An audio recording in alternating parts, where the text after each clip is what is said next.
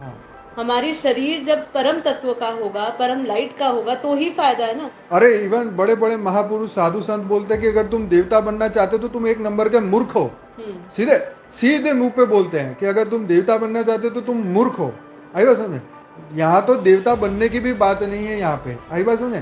क्योंकि सब कुछ तो टेम्पररी है। कुछ समय बाद वही देवता फिर मनुष्य बनेगा, फिर वही अपने कर्म बंधन में फंसेगा। तो ये स्पष्ट शास्त्र में बना गया कि तुम्हें बनना ही है तो तुम ब्रह्म समान है, तुम ब्रह्म बन जाओ। है क्यों? क्योंकि उनमें से फिर तुम इस ब्रह्मांड में कोई भी लेयर में नहीं फंसोगे।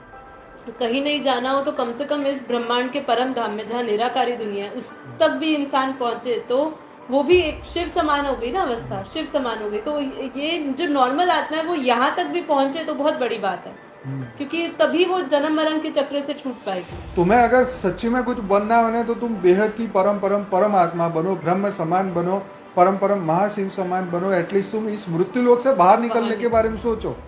ठीक है। नहीं तो ये इसका कोई फायदा नहीं है कि बार बार तुम जन्म लो, बार बार तो तुम जानवर हो गए ना। कई संतों को भी मैंने सुना है तो बार बार बोलते हैं अरे हम तो संत ही बनना चाहते हैं हर जन्म। तो भाई तुम्हारे को ब्रह्म ज्ञान नहीं हुआ, इसीलिए तुम ये कह रहे हो कि मुझे फिर संत बनना है, कि मुझे फिर राजा बनना है, फिर मुझे ये बनना है। तो तुम्हें ये नहीं समझ में आया कि इससे ऊपर भी कुछ है दुनिया। तुम सिर्फ ये स्थूल जगत को देखते हो, क्योंकि दुनिया में स्थूल जगत की ही बात करते हैं सब। क्योंकि वो सीधा परम प्रकाश में आ जाएगा। परम प्रकाश में आते ही उसका स्वरूप कैसा हो जाएगा? आत्म स्वरूप, निजानंद, भावातीत, सब चीजों से परे हो जाएगा वो। उसको कहाँ ये धरती लोग के अपने यहाँ कितने 198 करोड़ साल के हो या कुछ भी हो, उसको कैसे क्या उसको हाँ, ये बेहद के ज्ञान में बापू जी ने जैसे कहा है कि जब ऊपर जाएगी आत्मा तो उसको अपना पूरा उसको दिखाया जाएगा, उसको दिखेगा पूरा उसने कैसे, पूरा उसका क्या, उसकी क्या थी, वो क्या था, उसने क्या किया था, वो सब बताया जाएगा।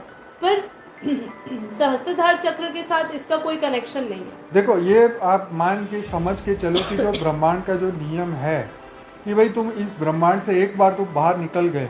ठीक है। मैं तुम्हें एक सिंपल से एग्जांपल की बात कह रहा हूँ कि तुम्हारा नियर एंड डियर कोई भी नज़दीक की आत्मा, तुम्हारे मदर फादर, तुम्हारे भाई बहन, जिसको तुम बहुत प्रेम करते थे, और वो आत्मा जब इस ब्रह्मांड को छोड़ के ऊपर चली जाती है वो दोबारा तुम्हारे के पास आने वाली नहीं है। ठीक है। जिस पे तुम पूरी जिंदगी विश्वास करते रहे वो भी नहीं आने वाली, तो फिर तुम्हारे पास क्या क्या आने वाला है? तो ये नियम ऐसा है कि आत्मा जब इस ब्रह्मांड से ऊपर जाती है तो उसकी मोह माया के जो लेयर्स है वो खत्म होते हैं, तो उसके अंदर जो मेमोरी का लेयर्स है वो भी खत्म होता है।